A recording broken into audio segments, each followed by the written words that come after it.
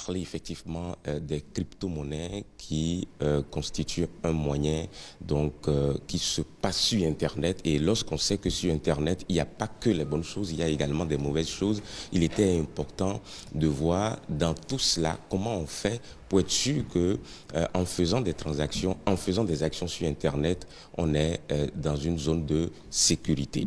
Et vous savez que les gens utilisent Internet pour une variété de choses, pour discuter avec des amis, pour s'envoyer des emails, pour consulter des informations sur Internet, faire de la recherche. Bref, il y a une panoplie de choses pour lesquelles les gens vont sur Internet. Les gens utilisent également Internet pour aller sur des services gratuits comme Facebook, comme Google, comme YouTube, comme Amazon, Twitter et Instagram, WhatsApp et j'en passe.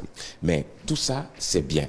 Mais vous savez que bon nombre de ces services gratuits, malheureusement, et également sur Internet, utilisent, on va dire, les données que les gens loguent sur Internet pour en faire des choses qui ne sont pas souvent des choses orthodoxes. Et donc, beaucoup d'entreprises font en fait de la collecte de données pour les vendre à d'autres entreprises, d'autres collectent pour créer des logiciels malveillants, pour copier vos données, copier les codes de vos cartes d'accès, de vos cartes, on va dire, bancaires, etc. Et encore plus, il y a une zone qu'on appelle la zone grise. Et dans cette zone, on retrouve des gens qui font du faux et qui commettent des crimes. Donc, ils font par exemple le commerce de la drogue, d'armes illégales, ils font des faux documents, ils collectent en fait illégalement des informations de cartes de crédit, d'adresses e-mail, des mots de passe, des identités et les utilisent. Ils utilisent toutes ces informations à des fins malveillantes, en envoyant peut-être des logiciels malveillants et tout. Alors, ces personnes commettent des crimes. Alors justement, comment font-ils cela? Comment obtiennent-ils justement la liste des diffusions, les mots de passe et logiciels du Darknet? Alors, pour commettre ces crimes, ces personnes vont se cacher dans la zone grise.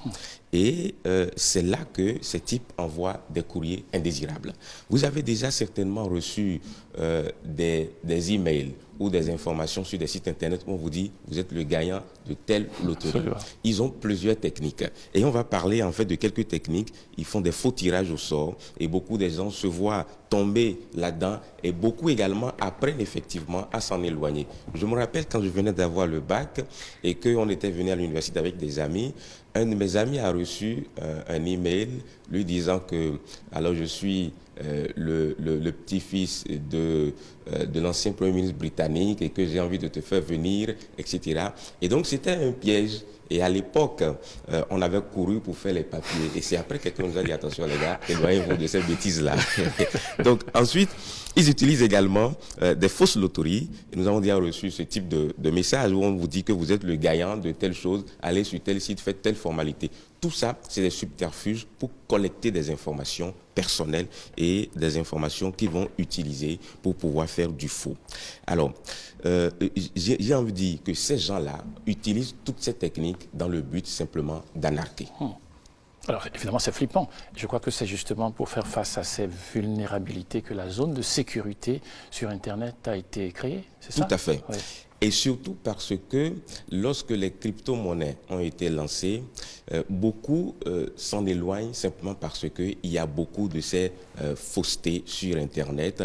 Et des personnes ont effectivement, un groupe de personnes s'est donné pour objectif de livrer sur Internet toutes les bonnes choses sans toutes ces mauvaises choses que nous venons effectivement donc d'énumérer.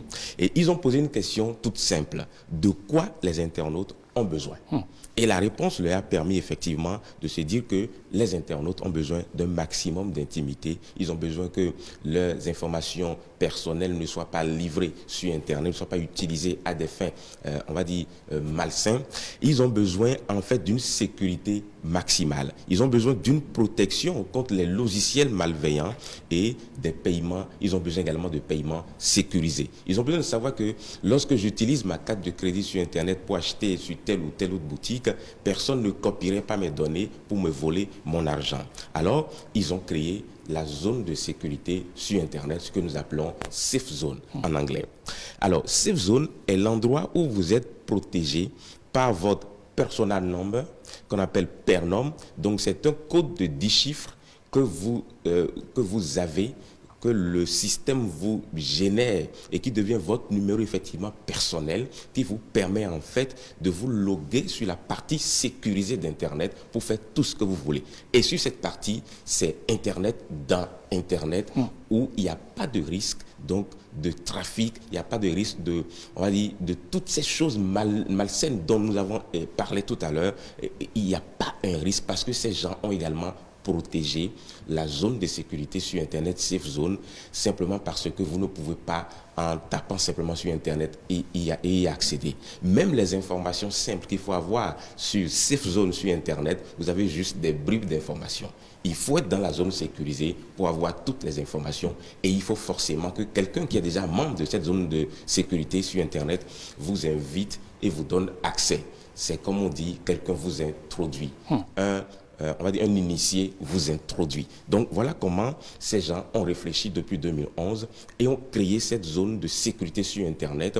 Et au départ, le besoin était de lutter effectivement contre tous ces problèmes que nous avons énumérés.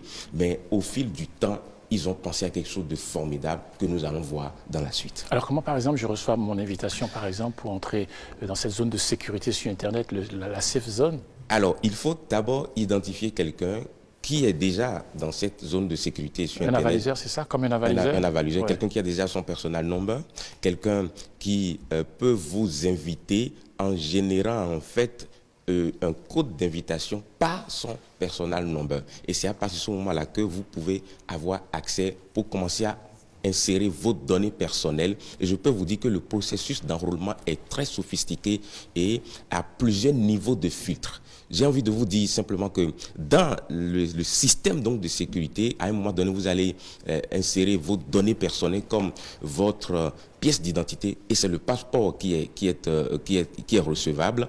Ensuite, votre, comment on appelle ça, le document qui dit là où vous résidez, attestation de résidence. Ouais. Et ils font une étude pour voir est-ce que l'adresse qui est sur l'attestation de résidence est conforme à l'adresse qui est sur le passeport. Et après, vous entrez votre identité et ils sont en collaboration avec une société qu'on appelle IDNOW qui vérifie votre identité et insère dans la base de données votre passeport biométrique avec votre identité, votre photo d'identité. Et dès lors que vous avez fait ça, on sait qui vous êtes, où vous habitez. Et dans le processus, vous indiquez même le pays dans lequel vous allez payer les impôts. Et donc, le système même, lorsque vous faites des affaires, le système même paye vos impôts directement sans votre avis. Donc, c'est un système hautement sécurisé. C'est un système que les gouvernements aiment parce que ça permet la traçabilité. Plus personne ne peut vendre des armes de façon illégale ou vendre de la drogue ou blanchir de l'argent. C'est un système hautement sécurisé et à l'intérieur, il y a tout ce que l'on souhaite. Merci beaucoup, Flavien Aïdjinou. On parlait donc de la crypto-monnaie et surtout de la zone de sécurité sur Internet. Moi, je vous invite. Vous voulez dire quelque chose? Oui, je vous dis que la bonne nouvelle, c'est que j'ai dit tout à l'heure que la zone a été créée en 2011, mais en 2017, ces gens ont pensé à créer une crypto-monnaie.